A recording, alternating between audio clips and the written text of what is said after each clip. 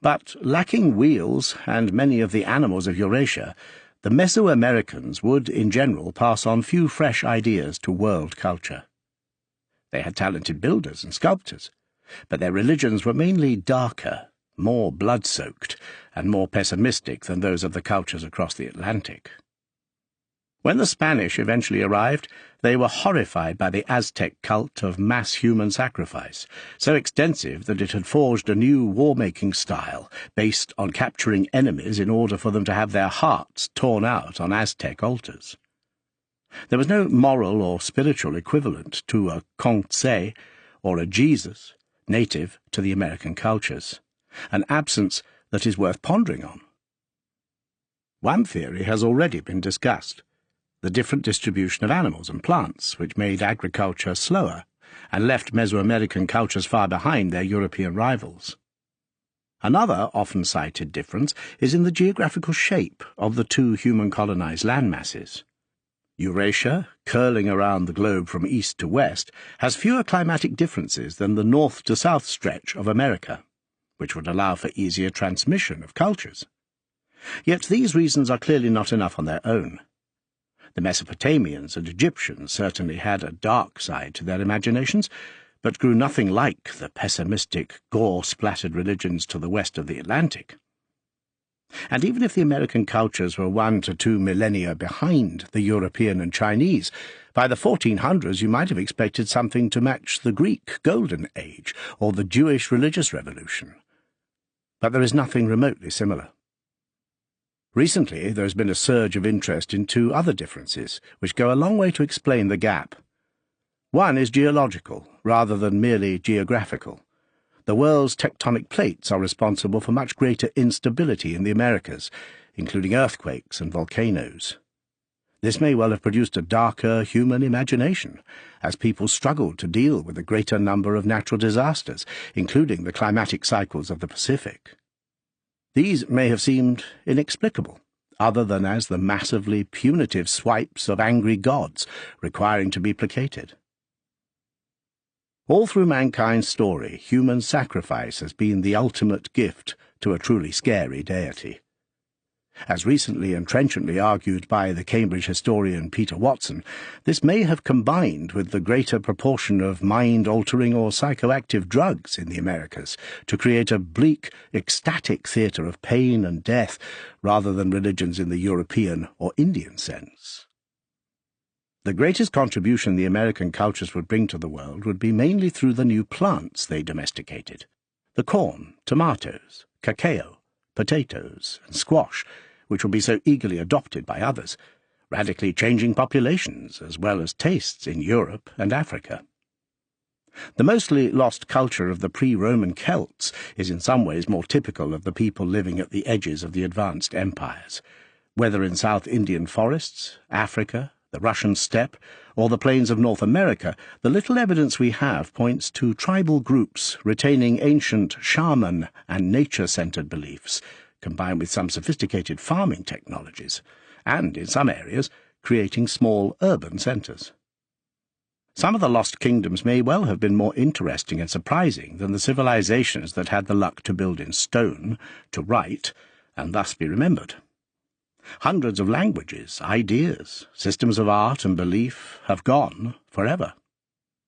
In a few areas, archaeologists are still turning up remarkable evidence of forgotten peoples. We could choose to look more closely at any of many examples of peoples at the edge of history during the age of the Romans and the Han, but one of the most intriguing was a people living on the Pacific coast of South America, the Nazca. As the Chinese were struggling with their anti-barbarian wars, and the Romans were enduring a spate of incompetent emperors, the Nazca were building a holy city of pyramids and plazas called Kawachi. Today, much of it looks simply like a series of small hills in the desert, a wilderness of grit and stone. There is an excavated central pyramid that has been unpleasantly restored with strips of concrete and plaster. But as you tramp around the area, you notice small holes everywhere, then human bones, scraps of beautifully woven clothing and splinters of brick-red pottery. These are the leavings of grave robbers, Lying exposed to the air, they date back to roughly the time when the Romans left Britain. Not far away are graves still containing huddled Nazcan figures, who look as if they died a week or two ago. The deserts on the coastal plains of Peru are among the driest in the world. Hardly anything rots. But among the corpses and the skulls have been found some that look hardly human at all. Priests, the world over, have favoured odd-looking hats or headdresses to distinguish themselves from the rest. Nazca priests went one step further. From childhood, their skulls were tightly wrapped between boards to push the bones upwards, producing elongated craniums, the original eggheads. These skulls are eerie enough, looking more like space aliens or the originals of Munch's painting of a scream. In life, they must have inspired awe, if not downright terror. Like other early cultures, the Nazca were created by the special advantages provided by an unusual landscape. For though the desert is very dry, there are river valleys, and underground water is surprisingly close to the surface. Even today, the transition between bone-dry lunar desert and lush green is as dramatic as can be found anywhere on Earth. It is reminiscent of the Nile Valley and of parts of southern Iraq. And indeed, like the ancient Egyptians and Mesopotamians, the Nazca were a river civilization. Like them, the Nazca had to learn to control the river flow and use it with maximum efficiency for irrigation.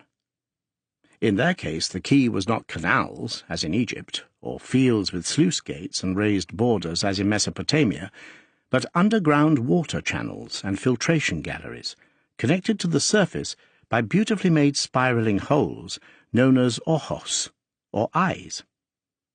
These allowed people to keep the underground channels clean and the water flowing for drinking, bathing, washing, and farming.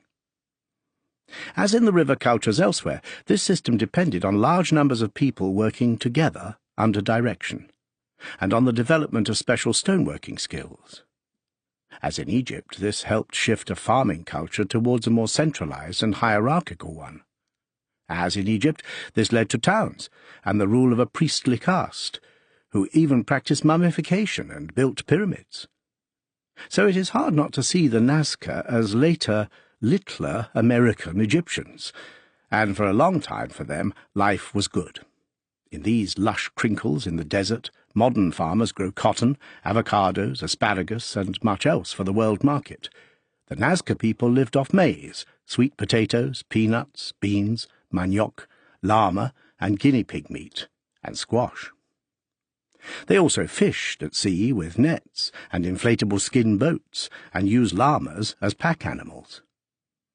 The Nazca produced beautiful cotton and wool textiles, and kept themselves working hard with the help of coca leaves, the chewing stimulant still popular in South America today.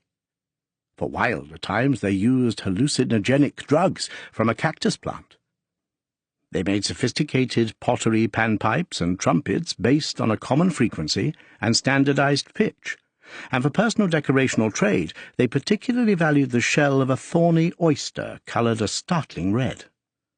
Their clothing included tunics, mantles, turbans, and sandals, and according to the pottery record, these people survived and thrived for some 700 years, about the same time as elapsed between the rise of the Roman Republic in its early encounters with Carthage and the death of the Western Empire when Rome fell to the Vandals. They may not have developed or needed the great engineering skills of the Romans, but their system of aqueducts and ojos was a considerable achievement. Some of it still works today. In some ways they were an attractive culture. Their pottery was sensational, beautifully coloured, and increasingly complex as their society developed. Some idea of the fantastical gods and creatures of their pantheon can be grasped by modern scholars' names for them: spotted cat, mythical harvester, horrible bird, and fan-headed mythical killer whale. Pottery figures suggest Nazca women had killer whales tattooed around their genitals, a formidable warning sign, presumably. Their famous desert drawings show a high level of artistic skill. Some of their mummified bodies found in local museums are quite poignant, almost calling out to the visitor. In other ways, however, they seem fearsome. Like the Celts and many other ancient people, the Nazca practiced human sacrifice. Clearly they regarded severed human heads as a source of power. Victims were decapitated, then their skulls were drilled through and roped together, cactus thorns often being stuck through the lips. The heads still abound in the area, with their braided hair and features hardly touched by time. Recent research by American university teams suggests that these heads were of the Nazca themselves, and therefore unlikely to be war trophies. The head-severing habit is fiercely debated by scholars, who are mostly stabbing in the dark. Towards the end of the Nazca period, it seems to have become a kind of mania, until around 1/10 of people, according to recent estimates, were decapitated. Why? Other changes came around the same time, in the mysterious drawings and lines that were created by removing red stones lying on the desert floor, revealing the brighter, whiter soil below. Earlier Nazca drawings had been patterned and sometimes representational, such as birds, monkeys, and fish, a hummingbird, and a mysterious goggle-eyed humanoid. Later, the lines evolved into long, straight strips, pointing for miles in different directions, so like a modern airport that some have suggested they must have been created by aliens to guide UFOs. When you study them from nearby hilltops, they look as if they have been drawn with an engineer's metal ruler and pencil, and they cover an area of over 190 square miles. What were they for? How were they drawn? They can best be viewed from the air, which is why they were not much noticed until the 1930s. It was proposed earlier that the Nazca had some kind of smoke-filled air balloon, but this theory has now crashed to earth. It has now been shown that the lines and images could have been created by scaling up drawings using coloured twine and sticks, which seems far likelier. The academic consensus today is that the lines probably had something to do with the presence of water underground, those all-important aquifers, and the religious rituals practiced to preserve them. But this is a consensus based on some heroic assumptions.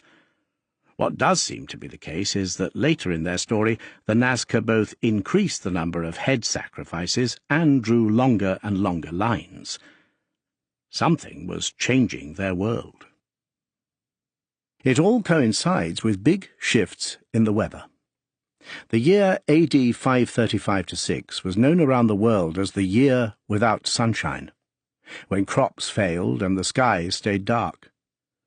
Probably a volcano or a meteor impact was the reason, but the effect was devastating, and it was followed by decades of heavy rain.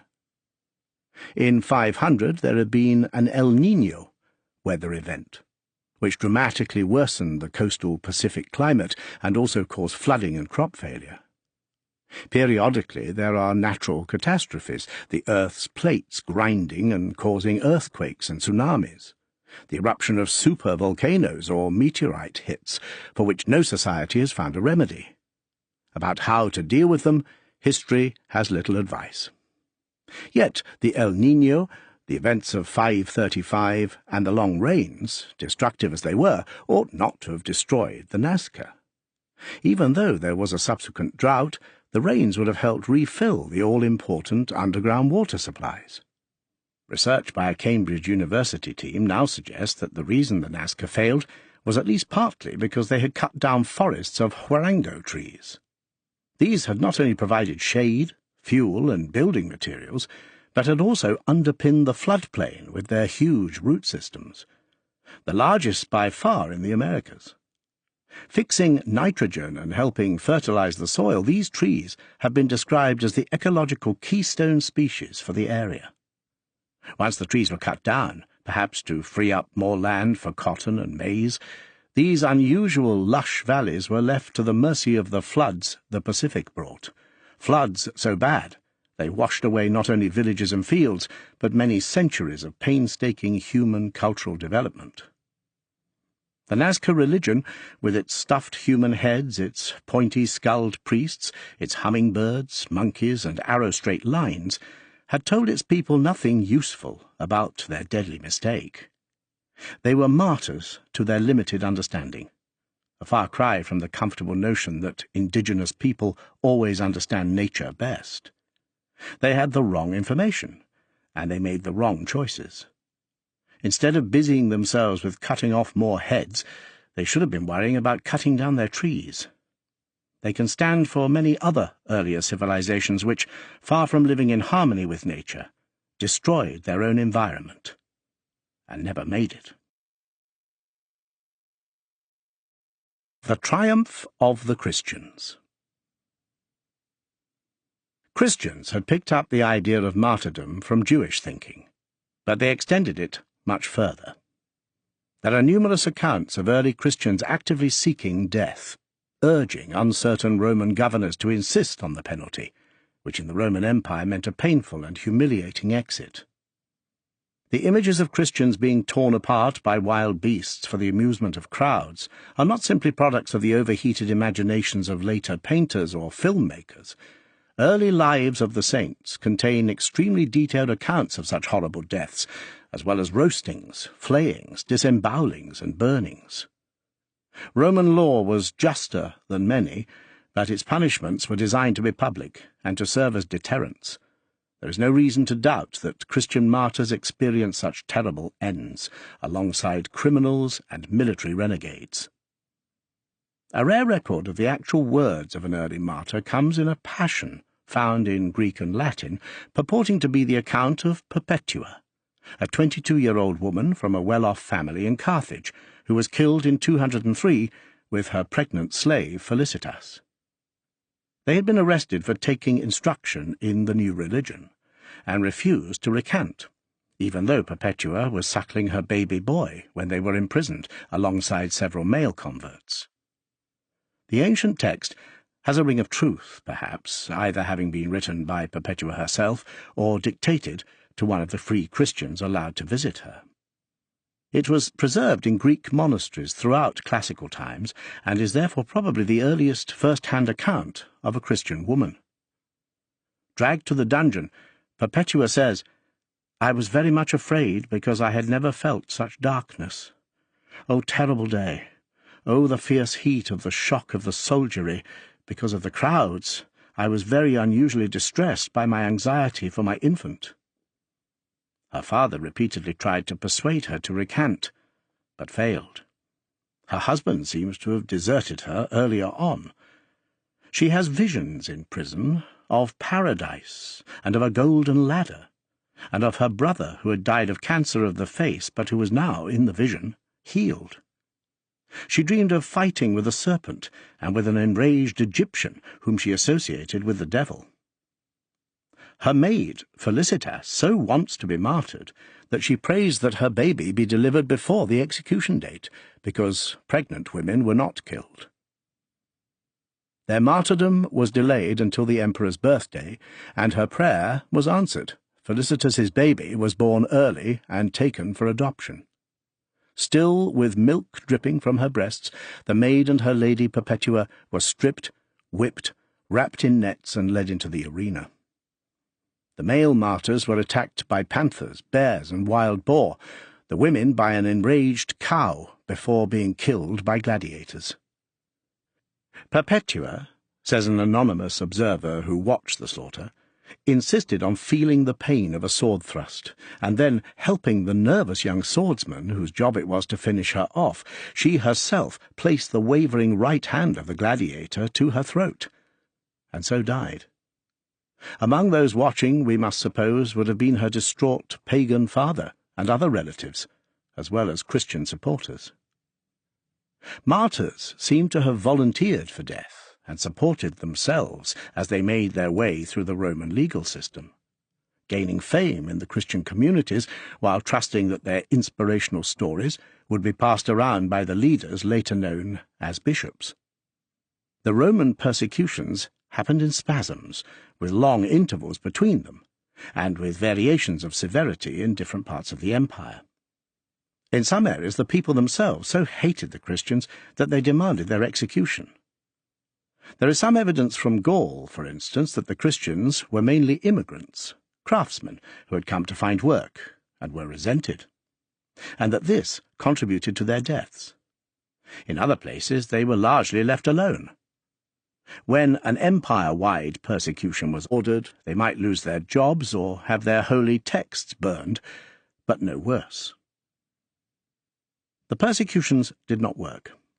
Christian communities continued to grow, though it has been estimated that by the year 300 only around 1 in 10 people had converted. Most hung on to the old religions, but this made the Christian challenge no easier. Christians did not fit easily into the Roman world because they were determined not to. Their refusal to pay even formal homage to the cult of emperors and old Roman beliefs made it almost impossible for them to serve in the army or take any state posts. They refused to attend the public baths, an unattractive decision for those around them. They kept knowledge of their practices, notably the Eucharist, secret, which spread lurid rumours about what they really got up to. They confronted Jews with their message, sometimes in synagogues, provoking fights and riots. So it is hardly surprising that they became occasional scapegoats for a fearful urban fire or a protest. Christianity offered a moral law, but it also offered personal salvation, a one-to-one relationship with a universal God available to anyone who wanted it, free of ethnic, racial, tribal, or class barriers. Since the ancient world was familiar with the notion of sacrifice, both human and animal, Christ's self-sacrifice on the horrific execution rack of the cross was not so outlandish. In a world plagued by maniac and squabbling emperors and occasional famines, and with a class divide between the plutocrats and the masses, the idea of an imminent cataclysm and the end of time may have been almost appealing. The era when the Christians began to win over large numbers of converts, despite persecution, was precisely the time of strife and hunger already referred to, when new walls were being hurriedly raised in Roman cities, often to protect the rich, and farmland was being abandoned. The emperors likely to persecute Christians were not mere sadists, but those who wanted to revive the old glories of the Augustinian age. They were trying to turn back the water clock. For men like Diocletian, possibly the son of a slave himself, the profusion of cults and unpatriotic dissident religions was a prime example of the disorder that had to be stemmed. He was a notorious persecutor, whose name was particularly damned by later Christian writers, but he was also a great political reformer. It was he who, in 285, divided the rule of Rome between 2 senior emperors, of which he was one, each called Augustus, and 2 junior ones, Caesars, and he greatly improved the tax-collecting system. He pushed back invasions and did indeed restore law and order. But it was out of his persecutions and the breakdown of his new imperial regime that the oddest character in Christianity's early story emerges: the emperor who was proclaimed not in Rome, but at York. Constantine the Great is remembered as the emperor who converted to Christianity, and who, by protecting it and advancing it, turned it into the state religion of the Roman Empire. From that turning point emerges the Christian Church as an institution of worldly power, based in the old imperial capital, its popes joining hands with later would-be holy emperors. The Christians changed Rome, and Rome changed Christianity, and the man at the centre of the deal was Constantine. For centuries the Church lauded his name, the greatest of leaders, a paragon of virtue, and in the Eastern Church at least, a saint. Some Christians today, however, revile him as the man who, by making their faith a buttress to imperial power, politicized it, and drained it of its revolutionary and redemptive message. What would Perpetua have thought? Constantine was undoubtedly a very strange kind of saint, indeed, a strange kind of Christian. He seized power on the back of his army quartered at York, after his soldier father Constantius suddenly died in 306. Declaring himself emperor of that part of Diocletian's quartet covering Britain, Gaul, and Spain, he built his court at Trier, on the Moselle River, in what is now Germany, before invading Italy and finally seizing Rome from a rival, one Maxentius, after a bloody battle. He later told the propagandist church writer Eusebius that he defeated Maxentius after seeing a vision of the cross in the sky, accompanied by the words, "By this sign shall ye conquer," and ordering his troops to place a sign of Christ, a Greek monogram, on their shields and flags. It was the first time that the Christ of peace and of a heavenly kingdom had associated himself with the outcome of a battle. And there are good reasons to be suspicious of the story. Constantine had previously associated himself with Apollo, the unconquered sun god, Sol Invictus, whom his troops followed. His victory arch in Rome refers to the sun god rather than to Christ. Constantine, with his co-emperor in the east, Licinius, went on to declare at Milan in 313 an edict of toleration, ending persecutions. But even this did not refer to Christianity specifically, just to cults in general. He seems to have believed in the general notion of one God, but to have kept his options open. When he finally turned on Licinius and the Eastern Empire in 324-5 and defeated him in battle, when again Constantine used Christian symbols, he indulged in an orgy of political killing. He murdered Licinius and his son, who was only 10, and was also his own nephew. After dark rumours of an affair between his own illegitimate son Crispus, who had risen to the rank of consul, and his wife Fausta, both of them died too. There are arguments about precisely what happened, but all the original sources agree that Crispus died by poison and Fausta by being suffocated or boiled to death in her bath. One historian argues that, in fact, Crispus killed himself, and that Fausta, pregnant by him, was trying to abort her unborn child in the scalding water. Others insist these were political executions, cold for Crispus, hot for Fausta, ordered by Constantine. Either way, they are events more evocative of life in the Qin court than of the behaviour of a model Christian ruler. And when, in 330, Constantine fixed up a new capital for the reunited empire, away from Rome, he chose a small pagan city in Greece called Byzantium, and decorated it with statues of pagan gods. Yet Constantine clearly valued the church, and in particular the bishops, who throughout the eastern Mediterranean had become authority figures. They could be used to impose order in towns where the imperial bureaucracy was almost absent, and it was a ferocious and violent dispute inside the church itself about the nature of Christ, setting bishops against bishops, the so-called Arian heresy, that put Constantine at the centre of church affairs. To resolve the argument and put an end to the disruption, in 325 he summoned the rival camps to a meeting, the Council of Nicaea, and enforced a compromise which resulted in the famous Nicene Creed: "We believe in one God, and in one Lord Jesus Christ, the Son of God, and in the Holy Spirit." As emperor, Constantine saw himself as a bringer of order, if need be to the Christian Church too, which should be as united and single as the empire. He began a huge programme of building, including a church on the presumed burial site of St. Peter in Rome, and over the cave where Jesus was supposed to have been buried in Jerusalem.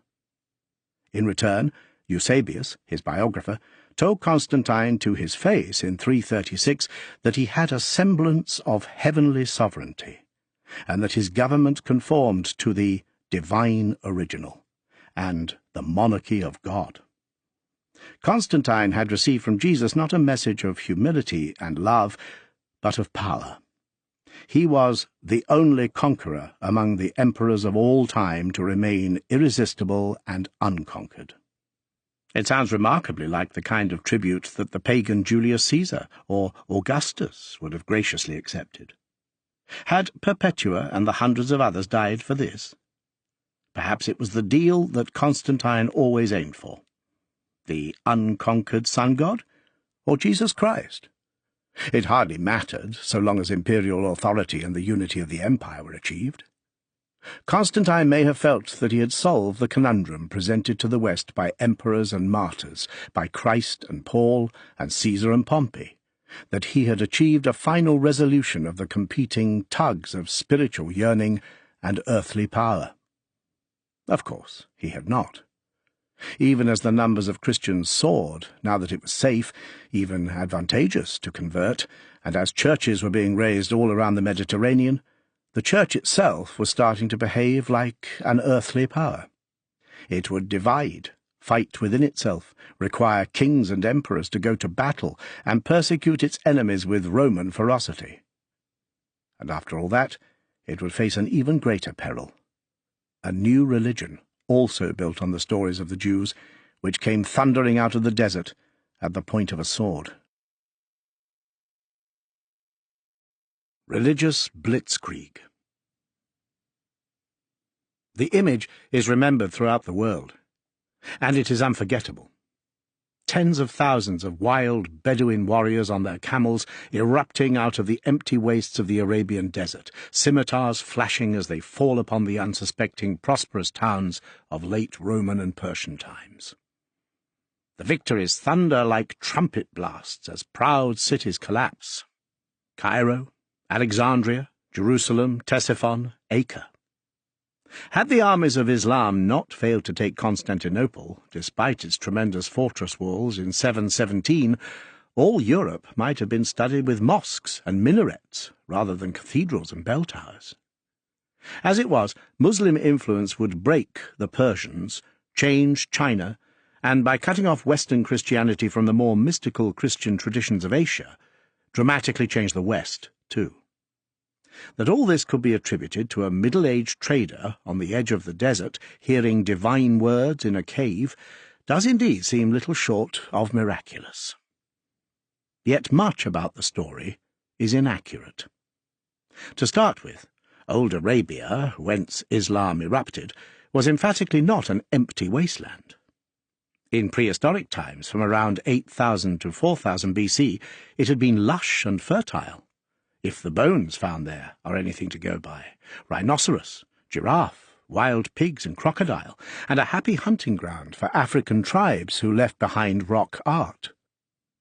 The dry period created the vast deserts of the north, the empty quarter reaching into Syria, but around the coasts, particularly in the south, were fertile areas where complex civilizations had evolved long before Islamic times. In the east, in the area we know today as the Gulf States and Oman, then the country of Dilmun, good ports linked Mesopotamia and the Indus Valley civilization with the Mediterranean, trading wool, copper, and cereals. Felix, happy or fortunate, Arabia, was known in the ancient world as a remarkably prosperous area, which later fell under the sway of the Assyrian, Babylonian, and Persian empires. Alexander the Great was keen on seizing these Arab lands, lured by stories of their wealth, and in particular the hugely valuable myrrh, frankincense, and cinnamon they offered. He died too soon to benefit from them. In the south of the huge peninsula there had been a series of powerful kingdoms, some tracing their origins back to Noah's son, Shem. Of these, thanks to the Bible, the best known is Saba, as in the Queen of Sheba, itself conquered by the kingdom of Himyar. These realms may have been marginal to a Mediterranean-fixated view of history, but they were rich and long-lived. The Sabaeans lasted for around 1,000 years. A Roman military force sent by Augustus could not defeat them. They had had to develop sophisticated systems of water management, including large underground aqueducts, some of which still work. In addition, they had created a great dam, the Marib Dam, to trap monsoon waters and allow the irrigation of their fields. For centuries it worked well, until under the Himyar kingdom, about 570, it collapsed, causing a mass migration from the south of the Arabian Peninsula to the north. Before that, the Sabaeans' trade in spices and oils was famous, and their agriculture was described as a garden paradise. The biblical tale of the Queen of Sheba, this pre-Islam was an area with a tradition of female rulers, travelling to Solomon with a great caravan of gold, spices, and precious stones, may be a folk memory of the great wealth of the area. Sheba's biblical queen is supposed to have reigned around 950 BC, but hard information is negligible. There is, however, a vast temple of the moon god. Marr Bilqis, in present-day Yemen, is the sacred precinct of Bilqis, an alternative name for the Queen of Sheba, and is some 12,000 square yards in size. Though only partially excavated, it has revealed a tantalizing fragment of fresco, an alabaster head of a woman, and some beautiful limestone carvings, as well as monumental pillars and meticulous stonework. It was still being visited by pilgrims until around AD 600. These powerful but fallen civilizations were crucial to the Arabia in which Muhammad grew up. The migrations caused by lack of water had produced seething, densely populated oasis towns, as well as the trading and fishing towns on the coastline where he would live and begin to preach. The urban, trading and farming Arabs of the coasts and the south were very different from the desert tribes who managed to survive by grazing camels, goats and sheep further north.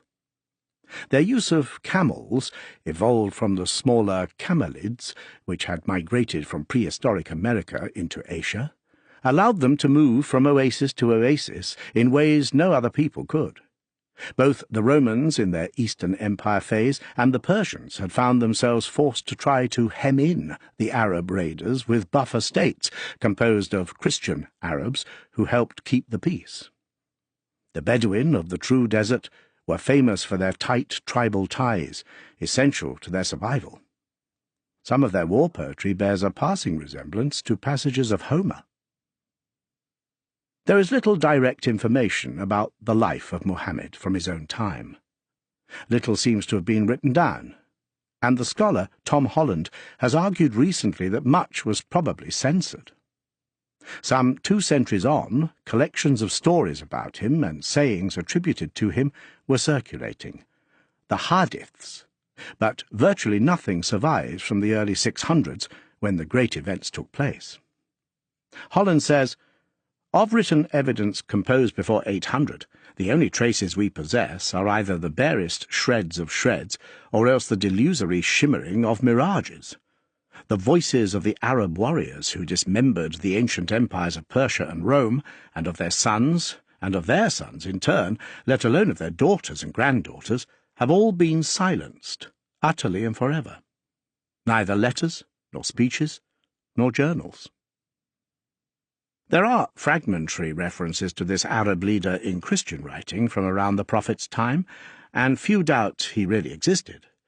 But we must tread carefully.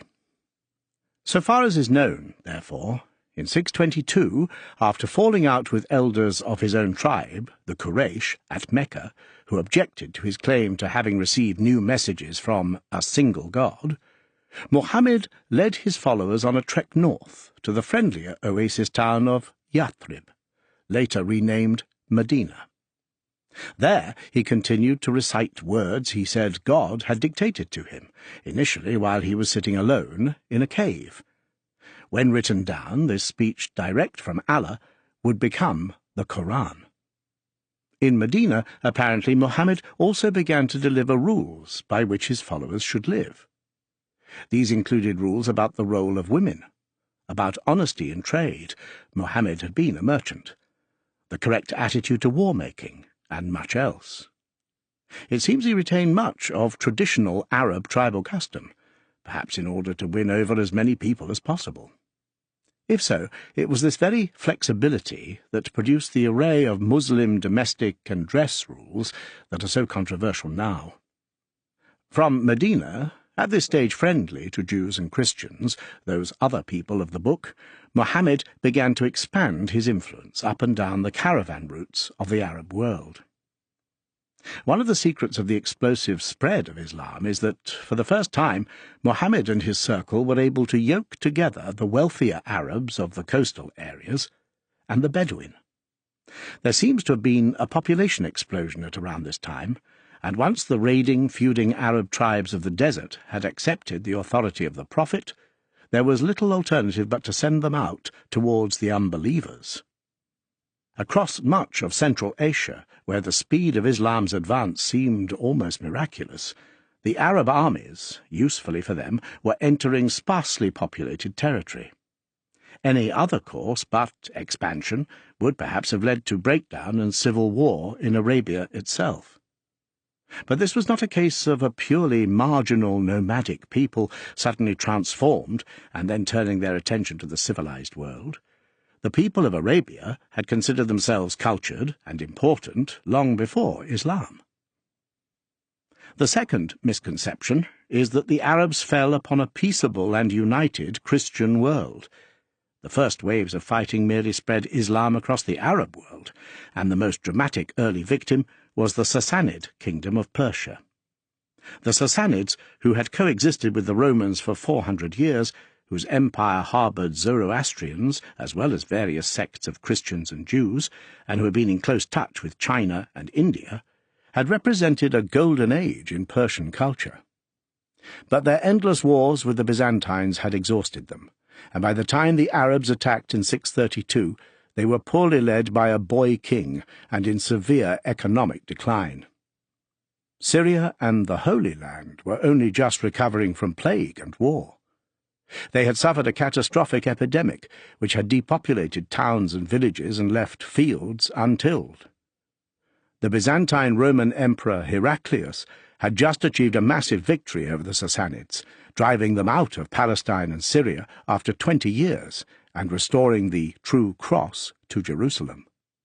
He had then set about trying to impose Byzantine Christian orthodoxy on an area that had had strong rival traditions.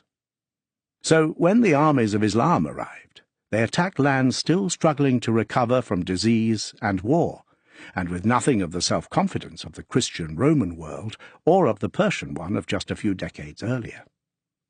And though the armies of the Prophet would use camels, their horses were more important in battle. They fought with conventional straight swords, often imported from India, not with scimitars. Does this explain the shocking military success of early Islam? No. These are only some useful corrections to the most simplistic version of what happened. Even then, it remains an astonishing story. Within a single generation after Muhammad's death, the Arabs had destroyed the Sassanid Empire, taken the whole of the North African coast, including the ancient civilization of Egypt, seized Palestine, Syria, and what is now Turkey, and come almost to the gates of Constantinople itself. The dates tell the story better than words can. In 637, Syria is gone. In 638, Jerusalem falls. In 639, Mesopotamia, and in 642, Egypt. At the same time, raids and then invasions assault Cyprus and Carthage. In the east, the Arabs take Kabul in 664, and northern India around 710. By then, they have crossed into Spain, ended the Christian Visigothic kingdom there. In 732, they touch the limit of the possible, reaching into central France, before they turn back. After this, the Mediterranean regions, the Middle East and Europe can never be united as the Romans had hoped. It can never be a Western version of China, because it will always be divided by religion. This would no doubt have disappointed the prophet, who believed his message was for all people of all races and previous faiths. Few ideas have had as much physical impact. The simple, austere creed of submission by all to one God and to the teachings of his prophet drove these astonishing conquests. It was not a question of superior military technology or new tactics, nor access to special wealth or manpower. The hordes of Muslim conquerors were modest in size compared with the established armies of the late classical age. Here was monotheism stripped of its Jewish particularism and its Christian humility, armed from the first against unbelievers. It gave invasion and expansion a religious meaning. It was an empire this time of individual believers, not the imposition of the beliefs of an emperor. It was a mass movement, not a landmass, directed by religious leaders and generals, but driven by a new sense of belonging. Hazy as he may seem to historians, Muhammad must have been a great leader. As with most religious pioneers, it is now hard to envisage how he was originally seen, but he is one of the best examples of the difference a single man can make. The change he imposed on the world easily outstrips the impact of Alexander or Julius Caesar. It is rivaled so far only by Zhong, China's first emperor, and by St. Paul. As a religious figure, Jesus has claimed more support, perhaps around a third of the world's believers today, as against a fifth to a quarter who are Muslim. At the time when the people of Asia and North Africa were being converted to Islam, Christian missionaries were pushing north into today's Germany, France, and Britain. But as we have seen, Christianity was the work of many leaders, and Jesus was preaching to Jews, not Rome or the West. Like Christianity, Islam would suffer splits and would be compromised by having to deal with the earthly problems of power and politics. It would take on different shades in different conquered areas. Like Christianity, it would have its eras of intellectual advance and of sleepy decay. It began proudly declaring itself open to all people equally, and indeed the first voice to call Muslims to prayer was that of a black former slave, Bilal. Yet soon Islam would be a slave-owning and slave-trading society too. Proclaiming itself simple and united, it would split into warring factions, at first centering on who had the better claim to inherit leadership. The majority Sunni Muslims supported Abu Bakr, one of Muhammad's close companions and his wife's father, while Shias supported the claim of Ali, his cousin and son-in-law. Even today, the two traditions of Islam are not particularly fond of each other, as we know. The change Islam brought to the world provides a fitting conclusion to this section. From the rise of Rome and the unification of the Chinese states, the great conundrum had been about how earthly power and new mass religions would be able to coexist. The imperial powers, better organized than ever before, and over larger areas, had nothing to offer beyond force and security. All suffered the humdrum erosions caused by leadership crises, changes in climate, economic downturns, and lost battles. No leaders, not even Caesar or Augustus, had been able to transform themselves into the focus for a successful religious movement. For most of the masses, loyalty and adherence were a practical, not an emotional matter. Instead, the new ethical and spiritual ideas that gave people something they felt they needed had all come from the margins, from the quarrelsome provincial Jews, the northern Indian idealists who followed the Buddha, the Christians at the edges of the Roman Empire, the Arab people of the southern desert. Some rulers simply tried to repress any inconvenient religious movement. This became a habit in China, as we have seen. Others, such as Constantine, tried for full-scale takeover. But only Islam determined that earthly power and religious belief ought to become, in effect, the same thing. The sword was strong, an old thought.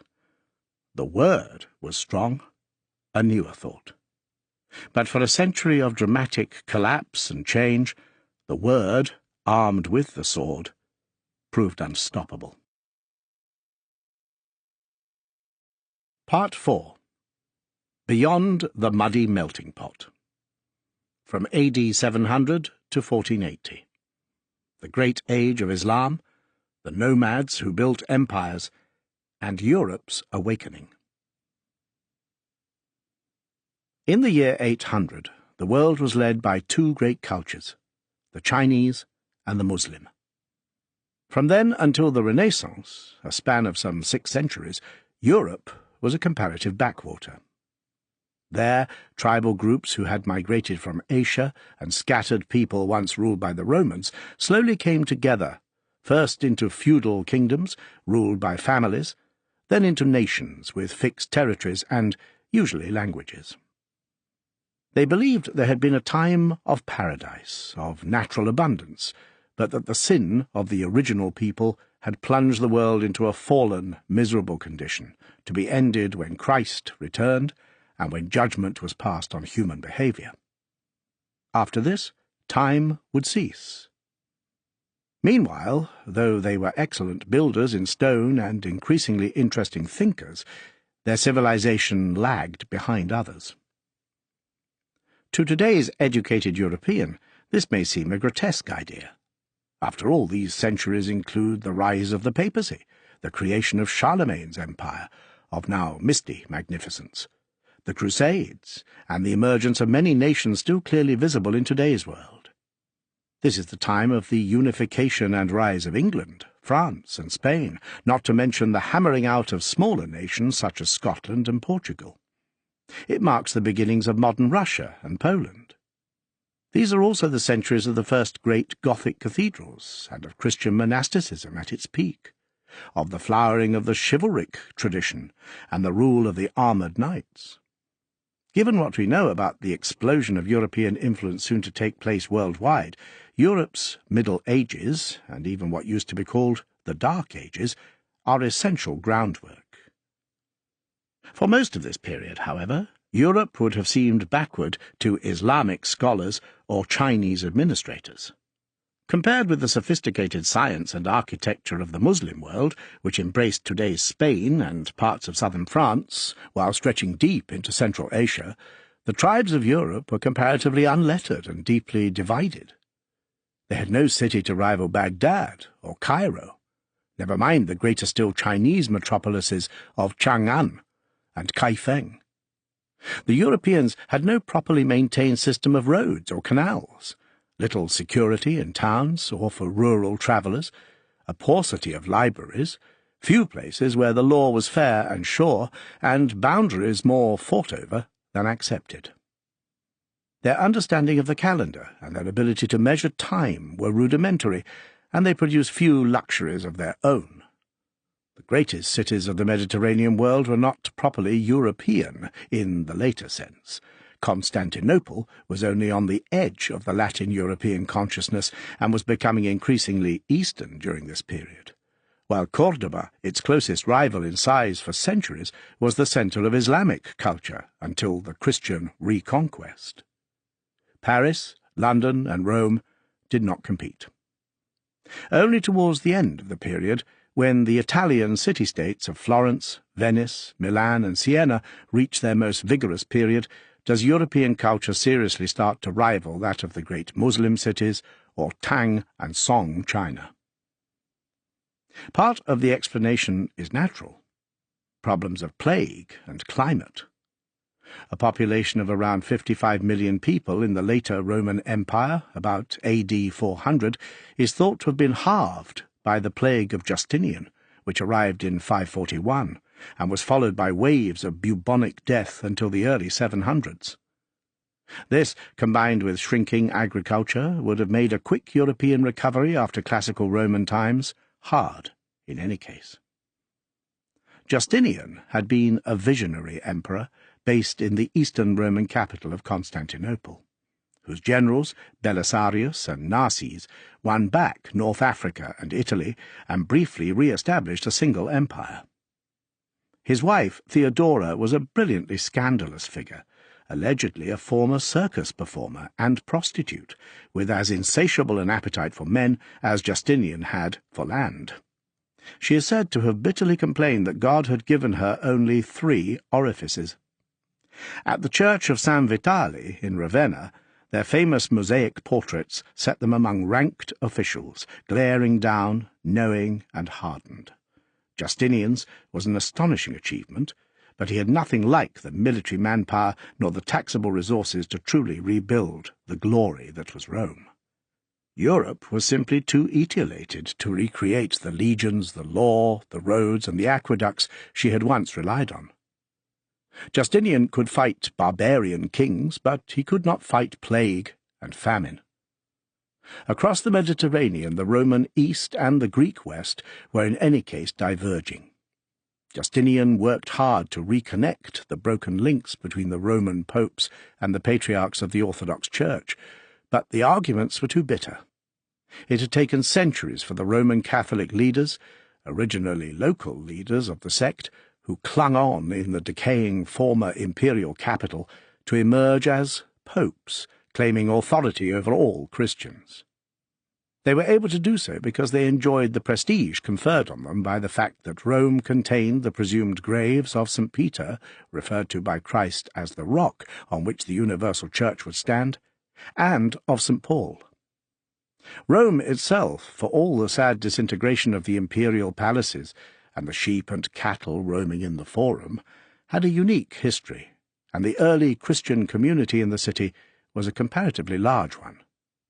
Though there were weak and even wicked early popes, there were also some gigantic figures, easily able to dispute with their Byzantine rivals and to engage in the violent power politics necessary for survival in war-torn Italy. Occasionally, in the centuries that followed, it seemed that a Roman pope, allied with a powerful temporal leader, might reunite the West. Had the huge Ostrogothic warrior king Theodoric, who ruled Italy from 493 to 526, not been a heretic, it might have happened even before Justinian's wars.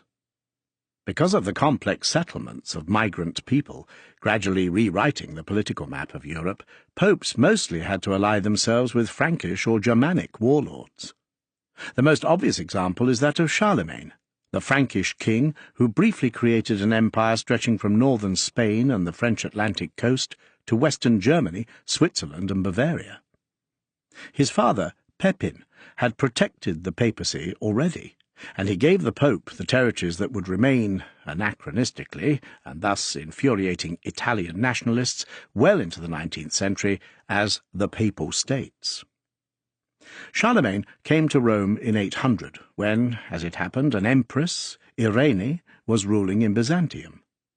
The Romans and the Franks had infinite male contempt for female rule, and therefore regarded the post of Roman emperor as vacant. Pope Leo III accordingly crowned a possibly surprised Charlemagne as Holy Roman Emperor. But after Charlemagne's death, the Frankish Empire soon broke up, and the papacy was reminded of its own weakness when Muslim Arabs invaded Italy from North Africa, reaching and sacking Rome itself in 846. Across Europe, from the Scottish Midlands to northern Spain, Roman walls crumbled, and Roman roads were abandoned for ancient pedestrian tracks and pack-animal pathways. In the east, these were not Dark Ages, however, and certainly not in China. At roughly the same time as Justinian's generals were trying to tie the Roman Mediterranean back together, the Sui Emperor Wendi was successfully overthrowing the decadent Chen dynasty in the south, using massive fleets of 5-deck floating fortresses. After the invasions of the northern nomads, Chinese reunification under a single efficient government allowed the rich rice-growing economy of the south to integrate once more with the more advanced north. Above all, the 1,550-mile network of canals, rivers and locks known as the Grand Canal bound Chinese civilization together more tightly than Europeans could have envisaged. The canal system was more important in Chinese history than the Great Wall. Completed between 605 and 611, it joined the Yangtze Delta to the busy northern heartlands around the city that is now called Beijing. It carried grain, salt, vegetables, and luxury goods. Traders, armies, and tax collectors moved up and down it. Great cities mushroomed along it.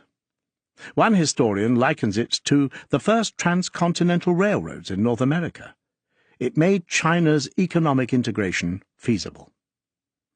Another says that it functioned like a man-made Mediterranean Sea, changing eastern geography by finally giving China the kind of waterway ancient Rome had enjoyed. Cheap southern rice fed a northern urban explosion. The great Muslim empires seem to have escaped the toll of plague more successfully than did the tightly packed Christian cities, and they were able, through most of this period, to use a transport system hardly less effective than the Grand Canal. Their camel and horse caravans made their way, knotted together, along great desert trading routes between fortresses such as Bokhara and Samarkand, producing a military system that united Persians, Arabs, North Africans, Indians, and the tribes at the edges of China in a single faith. Cities such as Baghdad and Cairo sat on key river systems. Sailors using dhows and new rigs of sail, as well as new instruments, spread both Islam and world trade much further than most Europeans could dream of. European was not a word they would have recognized anyway. The Europeans were part of Christendom, and for much of this period Easterners were struggling to work out what that might mean. Europe was a geographically hemmed-in space, cut off from much of the Mediterranean by the Muslims, and constantly pressed upon by the tribal migrations from the north and east, caught between salt water and the Saracens. The word Saracen, though it became pejorative, derives from Sarah, Abraham's wife, from whom Muhammad was supposed to have descended. In practical terms, Christendom did not exist as a single entity. It was fought over by the rival Greek and Latin churches. Yet inside Europe it was a crucial idea, because it constantly ate away at alternative bonds of ethnic, geographical or tribal identity. The drive to convert the heathen and bring them into the Christian family created alliances between old Roman families and Frankish warlords, sent Irish monks to Scotland and England, and English missionaries to Germany, and allowed former tribal leaders from the forests and swamps of the East to join a bigger idea. Rival European peoples speaking bastardized variants of sub-Latin, strengthened with thickets of words from Celtic and Germanic tongues, would compete, and their rulers would fight, but at some level, unless they were heretics, pagans, or Jews, they felt they were united under Christ. And this had a certain urgency. Overshadowing any folk memory of the lost classical world was an expectation that Christ's second coming would not be long delayed. Paul's warning had stuck. After food and shelter, the most pressing imperative of human life was to prepare for this event, which would mark the end of human history. Building earthly civilizations came a distant second. Europeans' greatest monuments were religious ones, the monasteries and the cathedrals built by generations who were patiently awaiting their end times. The biggest potential political project, the Holy Roman Empire, never lived up to its nostalgic billing, either under the Franks or later under Germanic rulers. It was a long Gothic fantasy, finally terminated by Napoleon. At a more practical level, however, there was a dogged knotting together of European religious life. Greek may have been mostly lost, but clerical Vulgate Latin was everywhere.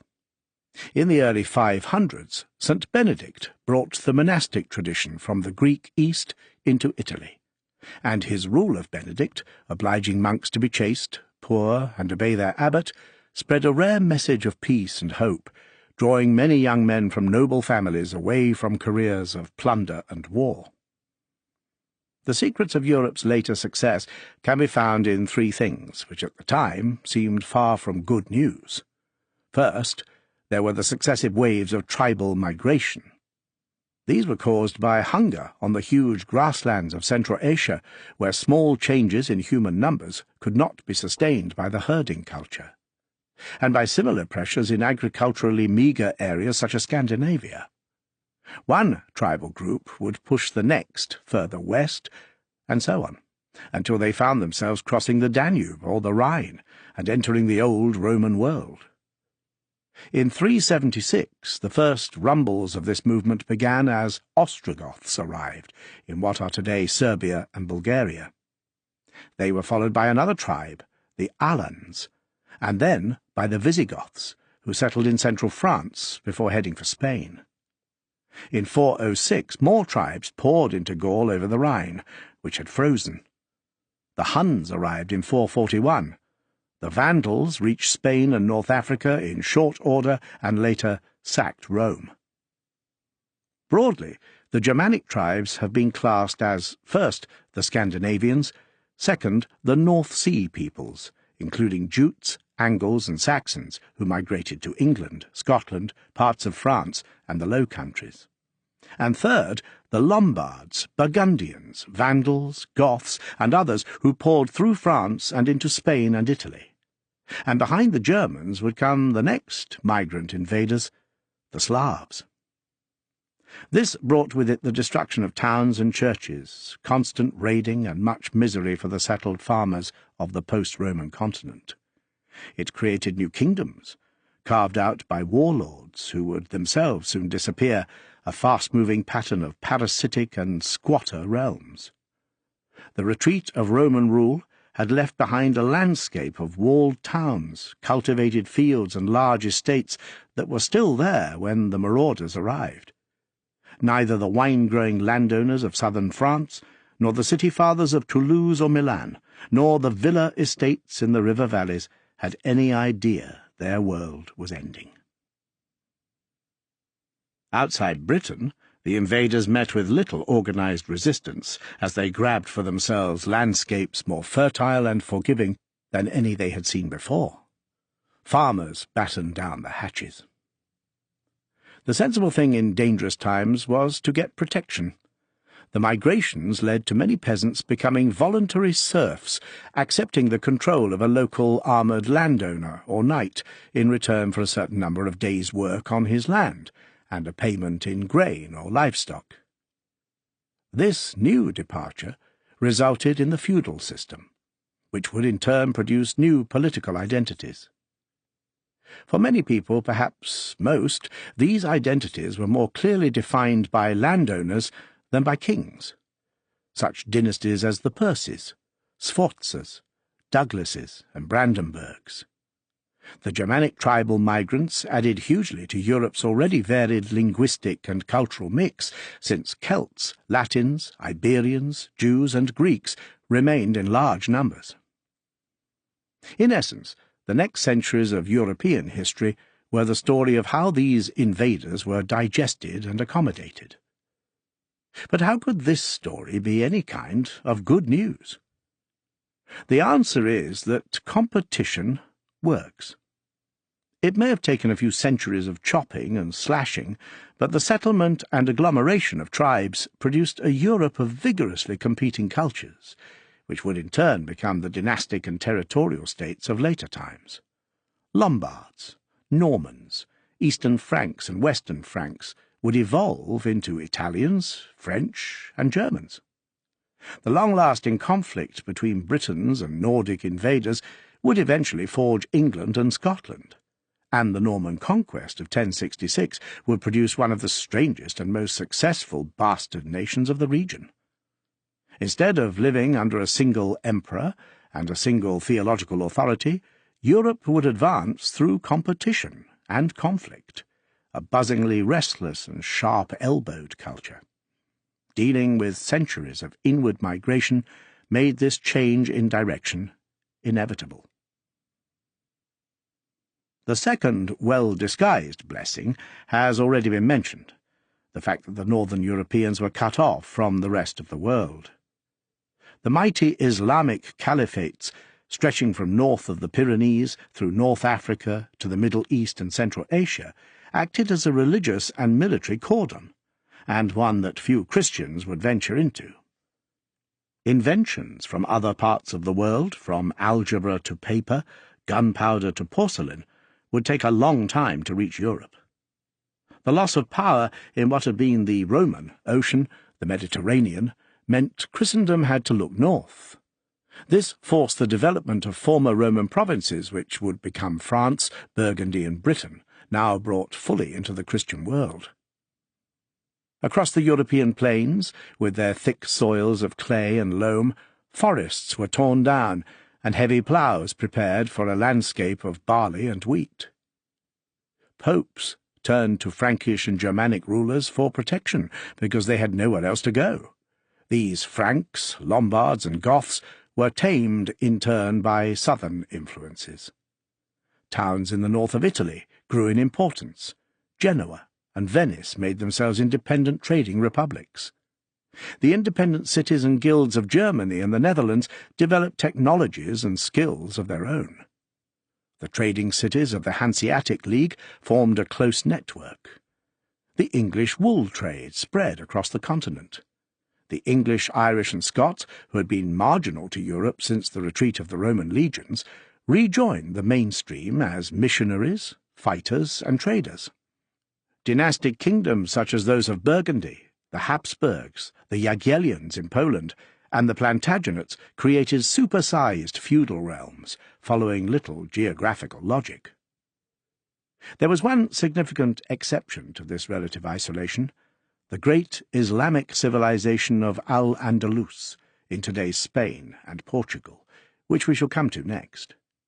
But pressed up against the Muslim world, whether in the North Spanish kingdoms of Aragon, Castile, and Leon, or those of the Balkans such as Serbia and Wallachia, Christians defined themselves collectively as a fighting frontline culture.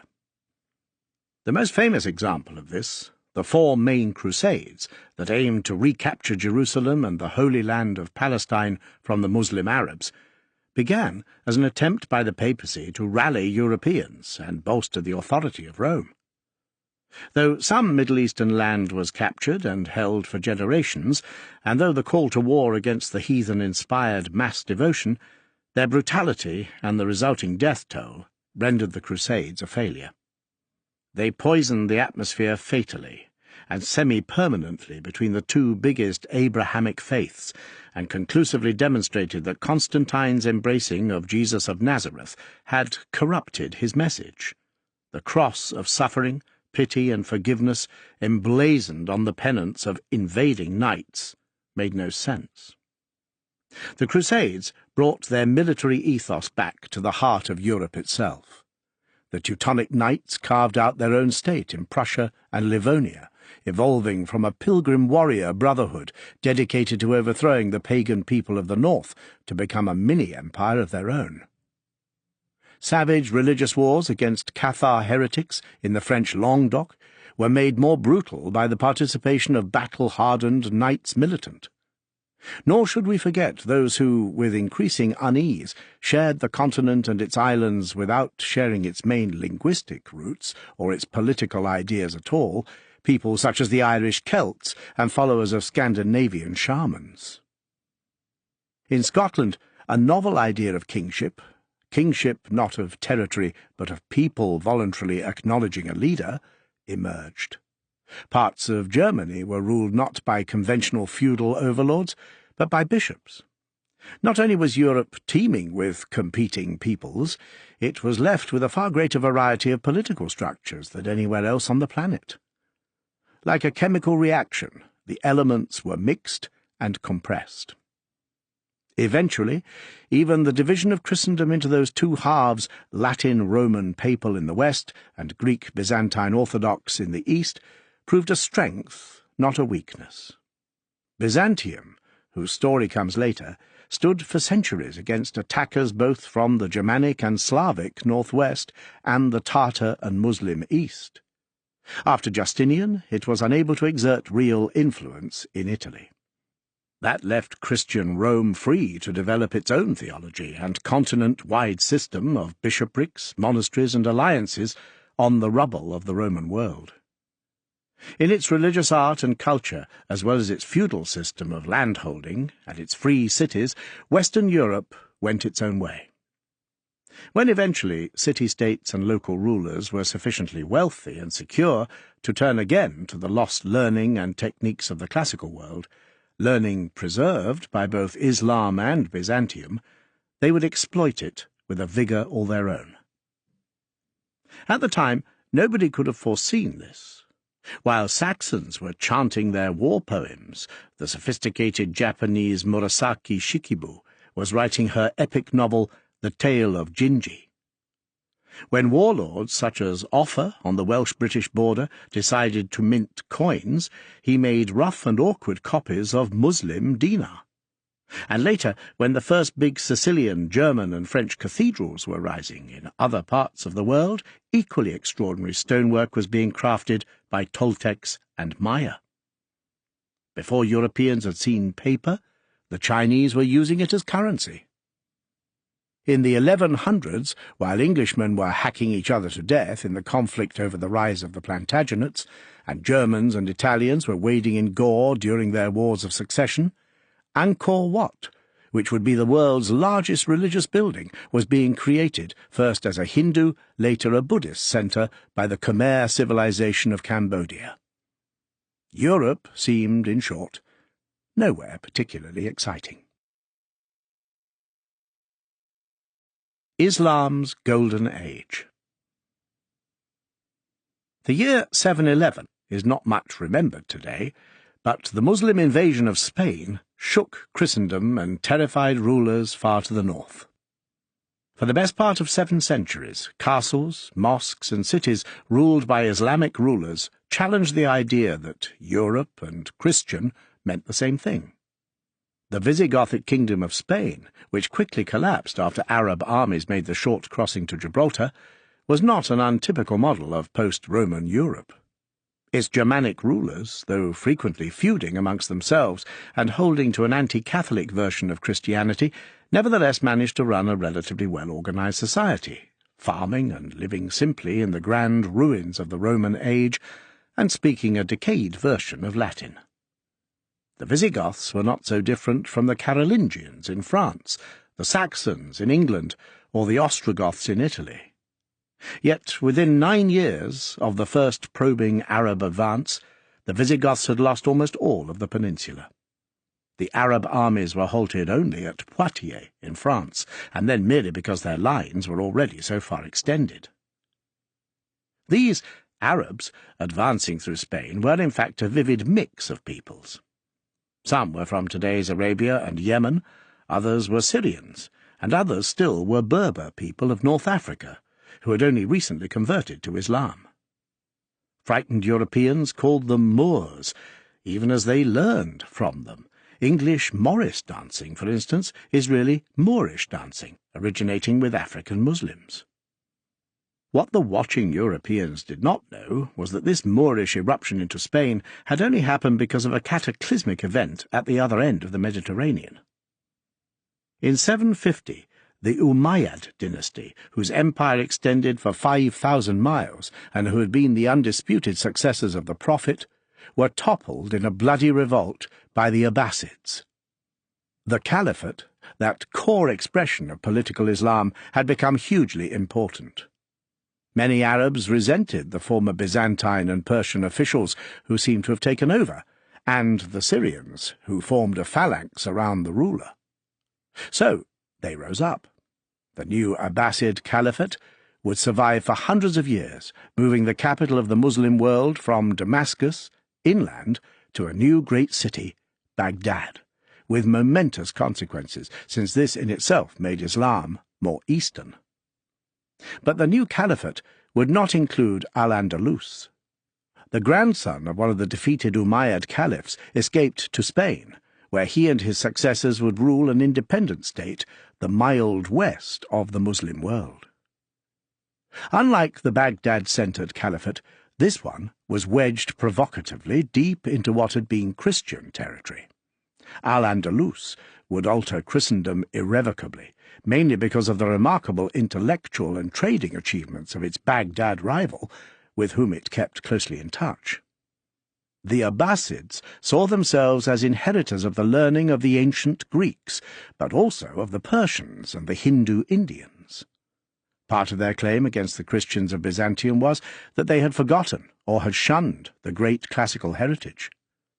They were right, and in Western Christendom too there had been a deliberate turning away from the knowledge of the classical age in favour of a fervent, God-soaked, symbol-drenched view of the world. This made the Franks, Germans, English, and others quite spiritual, but not very well informed about the material world around them. They could not accurately tell the time of day, and struggled along with a defective, slipping calendar. Their maths was primary school primitive, and their geography little better. The shape of the world outside Europe and the Near East was a mystery, but it was probably flat, and if you travelled too far, you would fall off. The Abbasids, by contrast, prided themselves on their curiosity and hard science in a world that they mapped and whose circumference they measured. This was an almost perfect mirror image of the Mediterranean of the 1700s, by which time the Christians had fallen in love with science and technology, and the Muslim world had become conservatively God-soaked and hostile to intellectual inquiry. This must have something to do with territorial ambition. Just as the later saltwater Europeans were touching other continents and labouring to understand the Indian and Chinese civilizations, so the Abbasids stretched on land for some 4,000 miles, from the Atlantic to the edges of India. Europeans needed new instruments to find their way across the oceans. Abbasid Muslims needed them to chart their way across deserts and mountain ranges, as well as across the sea. Europeans found new landscapes, plants, and animals which tested and later overthrew their ideas about how the world was made. Much earlier, Muslim thinkers had been confronted by ideas from many different sources, in an empire brimming with Jews, Greeks, Zoroastrian Persians, and unorthodox Christians, and had struggled to make those ideas cohere. They had nothing but contempt for the Christian Europeans. The geographer al-Mazudi explained that because of their cold, dark climate, their bodies are large, their natures gross, their manners harsh, their understandings dull, and their tongues heavy. Mathematics is the most obvious example of these Muslim thinkers' success. In 762, Caliph al-Mansur had laid out his new capital at Baghdad in a perfect circle, his gracious compliment to the Greek mathematician Euclid. Al-Mansur was a ruler with the self-confidence to encourage a revival of Persian learning, and to reach out to help the Chinese, sending thousands of mercenaries to help in their local wars. At Baghdad, the House of Wisdom, which was something like a combined research centre, library, and college, fizzed with arguments about law, astrology, medicine, geography, and many other subjects. There, mathematics was particularly prized. Why was this? One underlying reason was to do with astrology, the reading of the stars, which Muslims, like Christians, believed could foretell the future, but which required the utmost precision in instrumentation and timekeeping, preparing star tables accurate not just to minutes of degrees, but to seconds and beyond. Another was that with accurate measurements they could produce proper maps of their vast domains. Furthermore, by understanding the rotation and curvature of the earth, they could calculate Mecca's exact direction when praying. Add to these mystical, imperial, and religious concerns a love of numbers and patterns for their own sake, and the Abbasid fascination with maths makes perfect sense. Trying to establish accurate figures for the circumference of the earth, Caliph al-Ma'mun sent his surveyors into the desert to take readings of the sun's altitude. Dividing the men into two groups, marching in opposite directions, measuring as they went, until their sun calculations showed they had travelled 1 degree on the meridian. In the 820s, Europeans would not have understood what he was doing. Never mind why, any more than South American natives understood sextants and telescopes when Captain Cook arrived. But Muslim mathematicians were not working in isolation. Some years before, in 771, a group of Hindu scholars had arrived at Baghdad from India with scientific texts, including an explanation of the sine function, which, developed by Islamic thinkers, would produce modern algebra. The greatest mathematician of the age, Muhammad al-Khwarizmi, who was probably an Uzbek, perfected mathematical tables to show the exact positions of the sun, moon, and 5 major planets, and thus to show the precise time. Indian number systems, today's Arabic numerals, the use of zero and decimal fractions were all crucial to al-Khwarizmi's new world. His work on algebra, called the Book of Restoring and Balancing, uses his tables for proofs in the older science of geometry. His particular specialities included quadratic equations, essential to modern computer science. Add to al-Khwarizmi's maths the comprehensive translation and study of Greek and Sanskrit sources, discoveries in astronomy, medicine, the natural sciences, engineering, water management, and map-making, and you start to get a sense of how far ahead the Abbasid Empire was. This was young Islam, open-eyed Islam, out and exploring new worlds, devout but fiercely practical and intellectually ambitious. Its perspective included sub-Saharan Africa, the coasts of India and the Red Sea, and even Russia. As the Abbasid achievement grew and matured, a few Westerners, such as the Norman King of Sicily, Roger II, were ready to learn from it. But the rising power of the papacy, casting around for a unifying cause, saw the Muslim Caliphate as unspeakable polygamist heathens. It is hard to crusade against someone and learn from them at the same time. Had the rival Muslim world of Al-Andalus not existed, much of this precious knowledge might not have arrived in Europe for centuries to come. Though the overthrow of Spain's Visigothic noblemen was lightning fast, leaving Christian rulers penned into a tiny, wet, mountainous corner of the north of the peninsula, the Muslim conquerors had never felt completely secure. The political history of Al-Andalus, from the 700s through to the final defeat of Granada, the last toehold of Moorish Spain in 1492, is as riven by dynastic quarrels, rebellions, invasions, and spectacular overthrowings as any other part of Europe. From early on, threats from religious zealots from North Africa and from Viking raiders were often more serious than the challenges from the Christians in the north. And the tough Berber tribesmen, who had made up much of the Arab-led army of conquest, periodically rebelled, with some success. The Escapi Umayyad prince, who founded the kingdom of Al-Andalus, Abd al-Rahman, had arrived from North Africa with a small army to seize power. At Córdoba in 756, he declared himself Amir, or civil ruler. He dealt with rebel Abbasids by pickling their heads in salt and sending them back to Baghdad, which was apparently an effective declaration of independence. Abd al-Rahman I would rule for 33 years, dividing up the peninsula into manageable portions, forging a formidable army composed of slaves, many of them Christian, and establishing a gloriously beautiful capital at Córdoba. There his great mosque can still be seen, albeit with a Catholic wedding-cake Gothic cathedral painfully inserted through its middle. Its world-famous forest of slim cream and pink-striped arches is a perfect stone metaphor for Al-Andalus itself. The double arches mimic Roman building, particularly the aqueducts found all over Spain, but the effect is a memory of palm trees shimmering in a distant desert, oasis classical. The mosque was built on top of a church, but Christians were given other sites for churches. And though the architecture is obviously Muslim, the mosaic decorations are by Byzantine craftsmen. A complicated conversation between rival faiths had begun. For this exotic kingdom was the reverse of purebred. Much of the population remained Christian, though because they had to pay a special poll tax unless they converted, many did. Christians living peaceably under Muslim rule were called Mozarabs, those who converted Muwallads.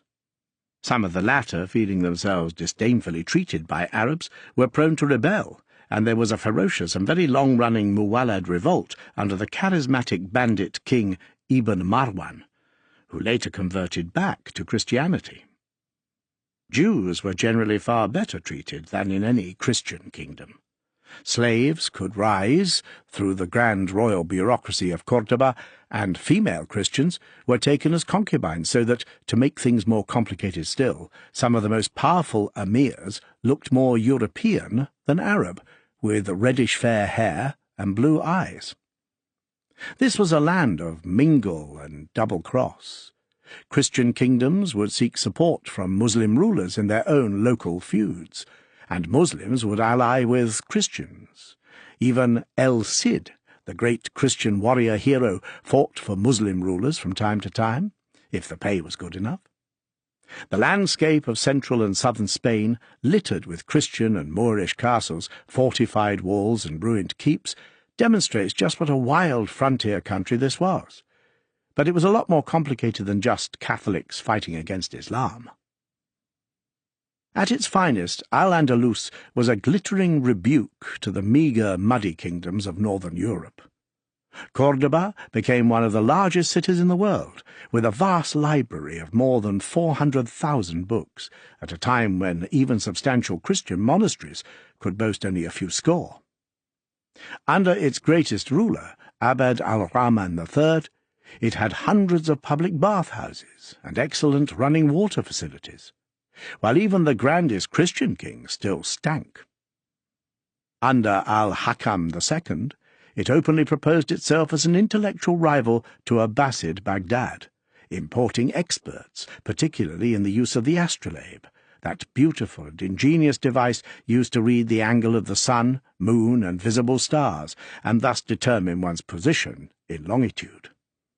Invented by the Greeks, the astrolabe became a kind of simple universal computer for the Muslims, deployed for everything from astrology to architecture. When Muslim learning reached northern Europe, the astrolabe also became a symbol for the new natural science. Chaucer was among those who celebrated it in print. Although Al-Andalus was an independent kingdom, Muslim duties of Hajj and the eternal business of trade kept the two ends of the Mediterranean closely connected, and ensured Córdoba's fame. Al-Rahman's huge palaces and fortresses brought awed sightseeing embassies both from the Christian world, Paris, Rome, and Constantinople, and from Cairo, Baghdad, and Damascus. Córdoba's streets were clean, stone-paved, and lit at night, and its libraries contained some of the sharpest minds known at the time, there honing their mathematics, astrology, grammar, and astronomy. Later, when the Caliphate fell and Muslim Spain broke into many rival mini-states, or taifas, the learning and the expertise remained. Though the most obvious remains today are the fortified walls and spectacular castle ruins which testify to centuries of shifting frontier and religious warfare, the greatest Arab imports included a proper understanding of aquaculture, drainage, and water wheels, and new crops from the Near East and India that made southern Spain bloom with aubergines, peaches, apricots, oranges, lemons, melons, pears, cotton, rice, and even vineyards. Later still, at the time of the more austere Almohad dynasty, which ended the chaotic Taifa period after invading from the mountains of Berber Spain, Al-Andalus could still boast some of the greatest thinkers in Europe. They included Ibn Rushd, or Averroes, as the Christians called him, who was a judge and lawyer at Córdoba, the most important of the Muslim thinkers, and a specialist in Aristotle, and Moses Maimonides, a Jewish physician and philosopher and author of Guide for the Perplexed. The great philosophical debate of the time, which shook the Muslim world, pitted radical thinkers against the religiously orthodox. It was spearheaded by the Persian Avicenna, who tried to reconcile faith with the rationalist Greek philosophy of Aristotle.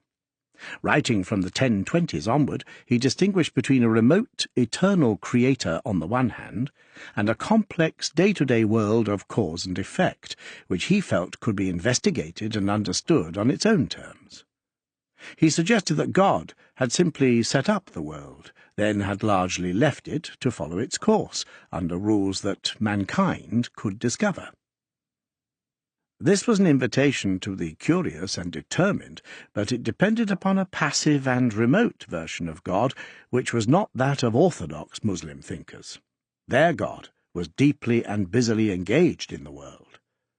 The most famous of these orthodox thinkers, Al-Ghazali, writing in the later part of the 11th century, lashed Avicenna in a book splendidly titled The Incoherence of the Philosophers.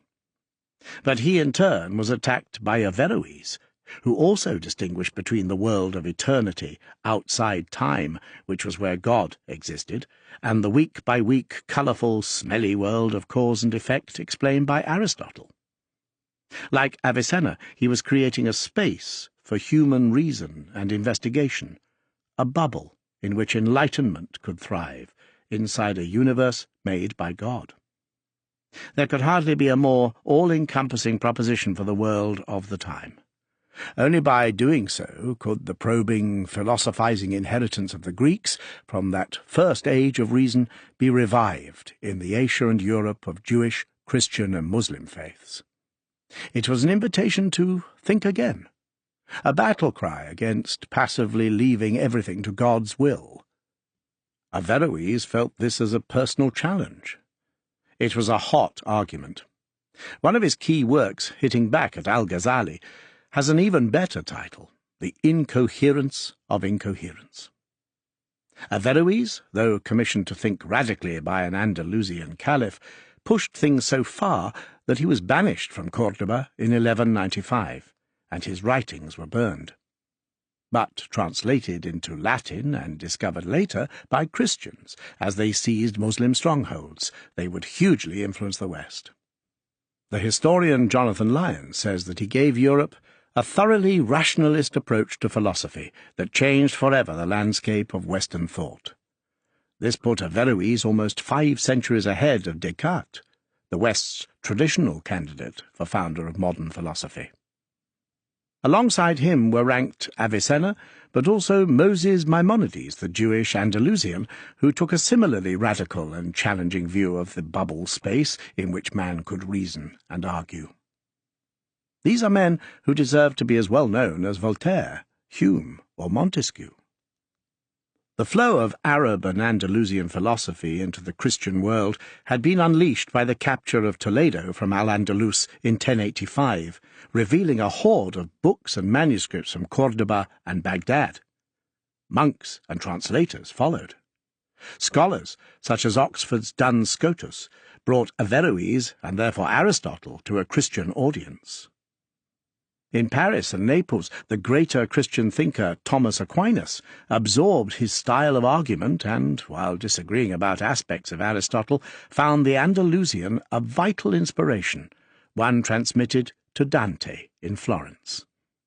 These early Christian Aristotelians encountered just the same kind of resistance from popes and bishops as had Averroes and Maimonides from caliphs and imams.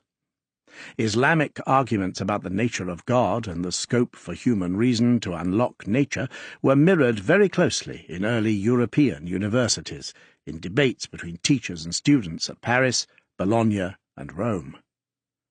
Europe was waking up.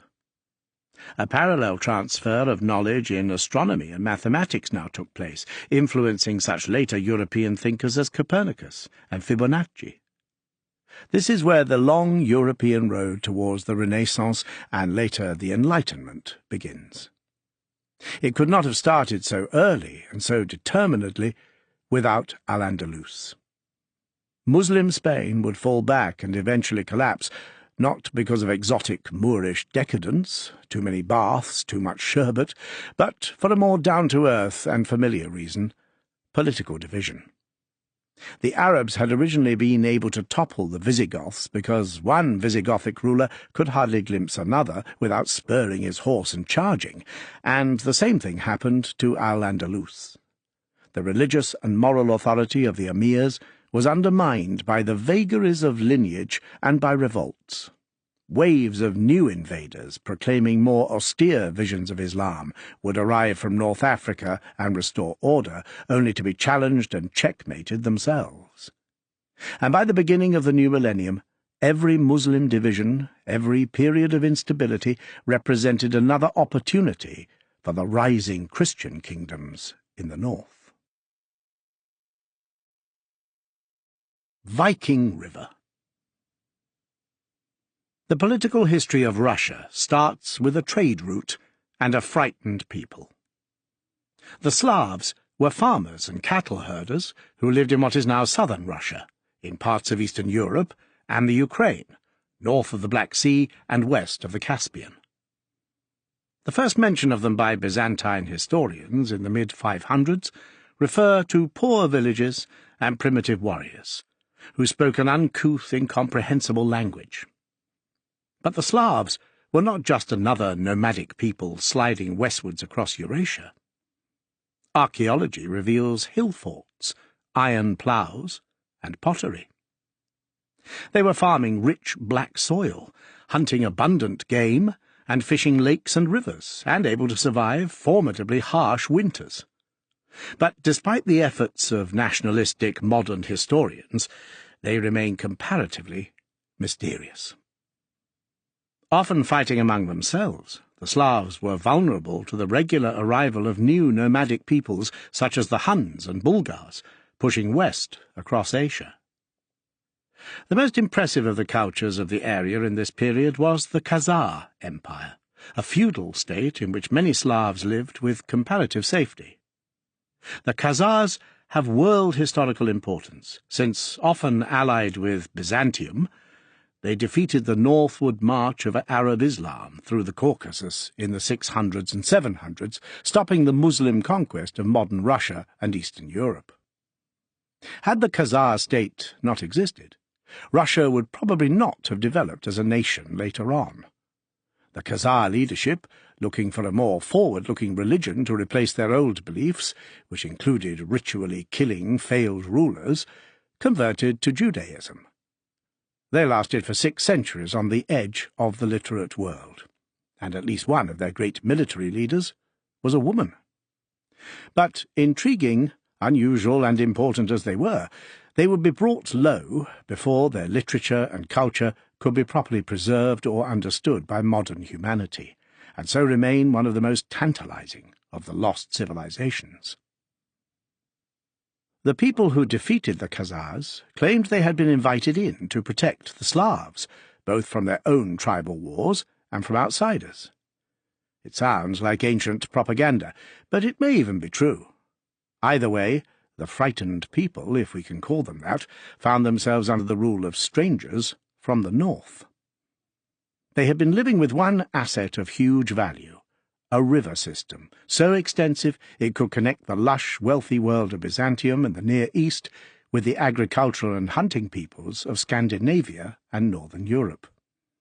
Northwards up those rivers went grain, wine, gold and silver, and luxury cloths. Southwards came furs, slaves, amber, wood, and honey. This called for urban centres. Trading posts, fortified towns, and later cities began to appear along the Dnieper and the Volga and their tributaries, in much the same way that towns in the central states of the USA are clustered around autoroutes and railroads. Russia began with her rivers. The incomers were called the Rus, or, in Byzantium, the Varangians. They are better known today as Vikings, the eastern splatter of the explosion of warrior sailors and farmers flinging themselves out from today's Norway, Sweden, and Denmark from the 700s onwards. The Viking explorers, traders, and raiders constituted the first major eruption of Europeans into other parts of the world. They would reach faraway places where they would try to settle but fail, including Vinland in North America and Greenland. In other places, such as parts of eastern Britain, Iceland, and northern France, they settled successfully. Their descendants, the Normans, would carve out kingdoms in Sicily and conquer Anglo-Saxon England. These Scandinavians can claim a key role in the creation of that mongrel nation, Britain, and they were also vital to the creation of mongrel Russia. Though other raiders, notably the Mongols, would have a huge influence here, nobody else would prove effective state builders. Vikings had been taking their flat-bottomed trading vessels south downriver for a long time before they finally reached the Black Sea itself. The same superb boat-building skills shown in their famous ocean-straddling longships, which allowed them to raid coastal monasteries and townships without warning, also enabled them to travel further on rivers than anyone else could. The major Russian river systems presented obstacles, falls, rapids, underwater rocks, which meant boats had to be carried or rolled from one section of free-flowing water to the next. The hardest barriers were the cataracts south of Kiev, where for 40 miles knife-sharp rock walls broke the water flow. The Vikings had names for them, such as Impassable, Ever Fierce, Seether, and Wave Force. But the eastern Vikings from today's Sweden and its major islands had already learned while raiding and trading in Finland that their boats were light enough to be carried across land barriers. They could go where others could not. From the great Lake Ladoga in the north, they moved steadily south and east downriver, establishing settlements from the 850s onwards. To the far southeast in today's Afghanistan, there was a wealthy Muslim settlement with huge silver mines ready to trade, and for the Vikings, Byzantium itself was simply Miklagard, the great city, source of innumerable good things.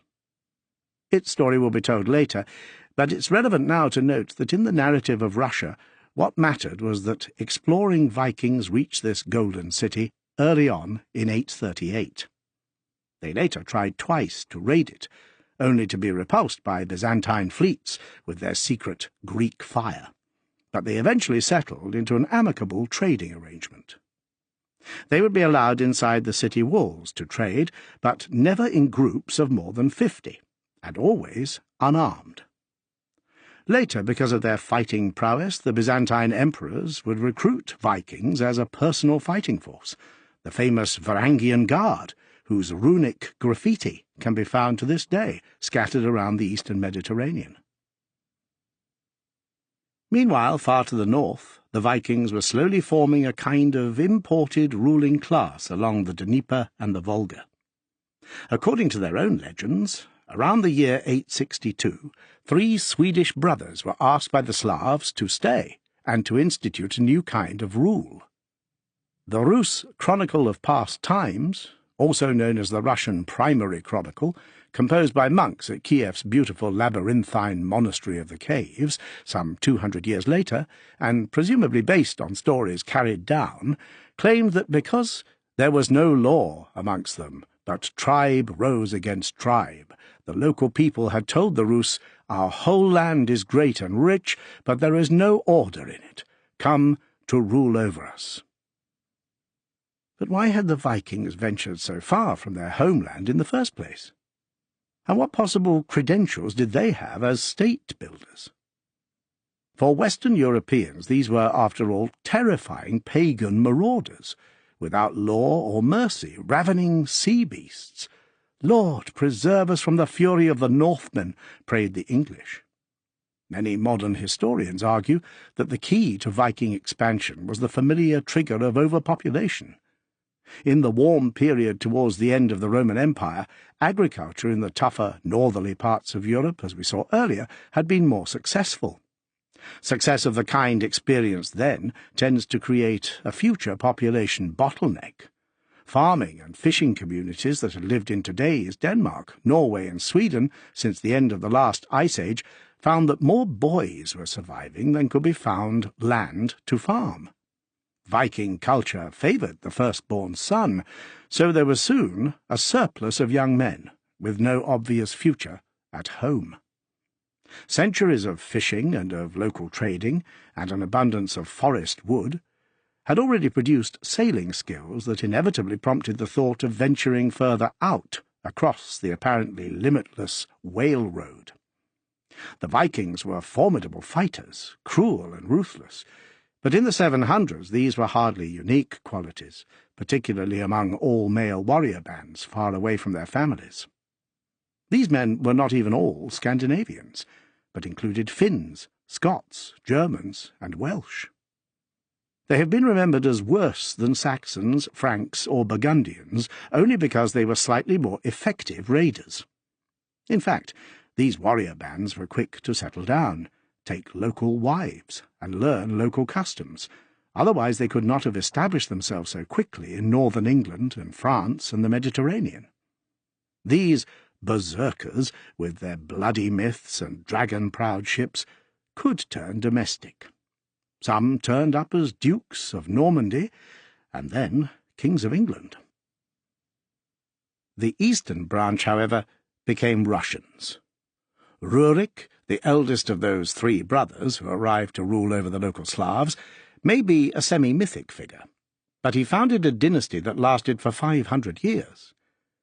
The early chronology does not quite stack up, but Rurik's son, Igor, certainly was a historical figure. With 1,000 ships, he unsuccessfully raided Byzantium in 941, and his wife, Olga, was the first prominent Christian convert among the Rus. After her husband's death, she ruled in her own right, and came to Byzantium to be baptized. Her capital, Kiev, slowly changed from being a large trading camp of log cabins, workshops, and storehouses into a royal Christian fortress, mingling Swedish warrior customs with new ideas learned from the Khazars and the Byzantines. Slaves were a major part of the trade south, along with hunting birds and furs. Muslim silver coinage turned up early on in trading towns in Sweden, above all on the island of Gotland.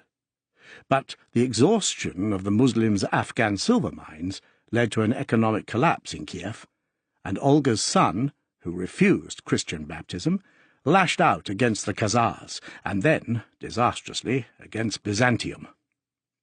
This is central to early Russian history, because one of his sons, Vladimir, a bastard who had fled to Sweden, now came to his father's aid, returning with a huge following. After basing himself in the northerly trading town of Novgorod, he journeyed south down the Dnieper, seized Kiev, killed a half-brother, and became the leader of the Rus. Though sanctified with a huge, smug statue overlooking his city, Vladimir was an idol-worshipping pagan, with unchristian attitudes to marriage. One chronicler described him as a fornicator immensus. His early success was based on raids against tribes and townships, bringing in tribute money to Kiev. But after failing to win against the Muslim Bulgars in the 980s, Vladimir seems to have decided to convert. He was not, however, sure which variety of monotheism to convert to. So it is said he summoned representatives of Western Catholic Christianity, of Eastern Orthodox Christianity, of Judaism, and of Islam, to explain and debate their faiths in front of him. The story that the Swedish warrior king ruled out Islam because he was horrified at its insistence on banning alcohol may be apocryphal, but Vladimir's decision to opt for Orthodox Christianity was momentous. The chroniclers say that his envoys influenced him by reporting back on the magnificence of the Hagia Sophia church in Constantinople. We no longer knew whether we were in heaven or earth. Byzantium was rich, but politically embattled. Its then emperor, Basil II, hard-pressed by Bulgar revolts, needed Viking help. Part of the agreement was that Basil's sister, the 25-year-old Anna Porphyrogenita, would be packed off to distant Kiev to become Vladimir's latest bride. If this must have seemed a hideous fate for a sophisticated princess, it nonetheless did the trick. 6,000 Viking warriors duly helped the Byzantine army to fight off its enemies. Anna was sent across the Black Sea and up the Dnieper to Kiev, where she married Vladimir. He was baptized and took the name Basil in honor of his new friend and brother-in-law, the emperor. Then the leading idol in pagan Kiev was pulled down, tied to a horse's tail, dragged along, symbolically beaten with sticks, and thrown into the river. The other idols were smashed, saints' images set up in their place, and churches built where they had stood. There had long been Christians in the land of the Rus, but it was now that a campaign of conversion began. Vladimir brought in craftsmen and masons from Byzantium to build a lavishly decorated stone church, where he and his wife would later be buried. He imported monks and literacy, and he built huge ramparts around Kiev. Extraordinary multi-towered, onion-domed wooden monasteries and churches were erected, copying the most exuberant flights of fancy of Greek and Byzantine architecture, but pushing them even further. The look of Russian cities, with their painted wooden structures, walled Kremlin fortresses, and gilded domes, begins with Vladimir and Christian Kiev. From now on, The settlements of the Rus began to spread outwards into the untamed tribal lands beyond the big rivers, and the long process of building a nation started. Swedes, interbreeding with Slavs and other groups, became Russians. Pagans became Christians. The people of the Dnieper and the Volga took to Orthodox Christianity, its scented, mesmeric services, and its sad-eyed virgin icons. Under a single ruling family who would one day mimic the Caesar fantasies of Byzantium and call themselves Tsars, the Russian system of aristocratic functionaries, or boyars, began to take shape. This was all going on at much the same time as Norman England was being founded, in a similar process of military domination followed by assimilation. Both Saxons and Slavs would change Norsemen into something different. In both places, the bloody politics of dynastic succession would grind on for centuries, but meanwhile towns and traders were growing slowly bigger and richer, so that both England and Russia hugely outpaced the Vikings' original homeland. Like their old gods, the Norsemen had become shapeshifters. Mali and Musa.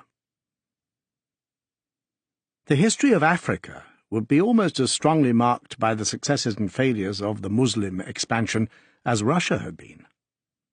Muslim traders and adventurers have given us much of what we know of the African civilizations, and they can be called that, being town-based, of sub-Saharan West Africa and the eastern seaboard. At the time when Byzantium was hard-pressed by the Muslims and the world of the Rus was still expanding, West Africa was dominated by one Mansa king, Musa.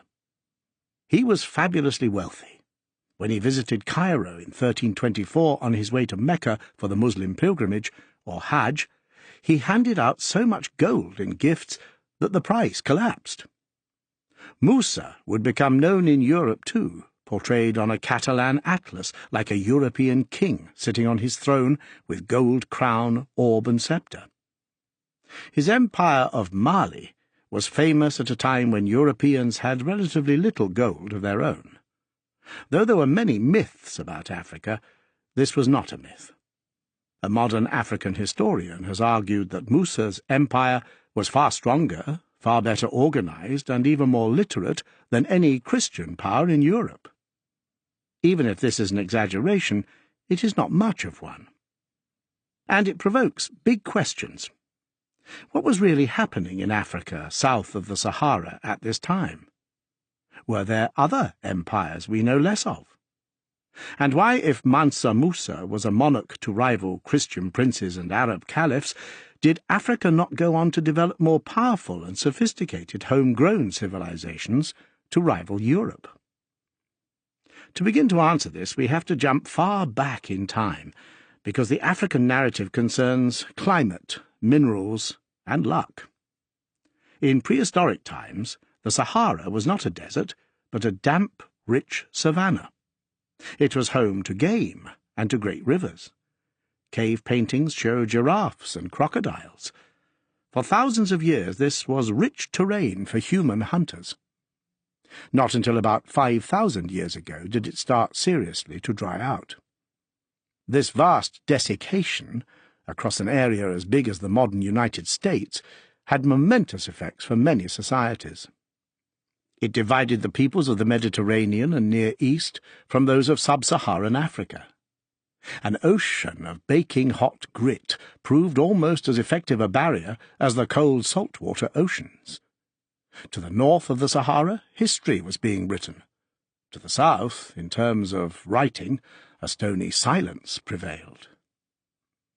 There were fewer plants or animals that could be easily domesticated, as well as an abundance of game and berries that would have delayed the urge to farm.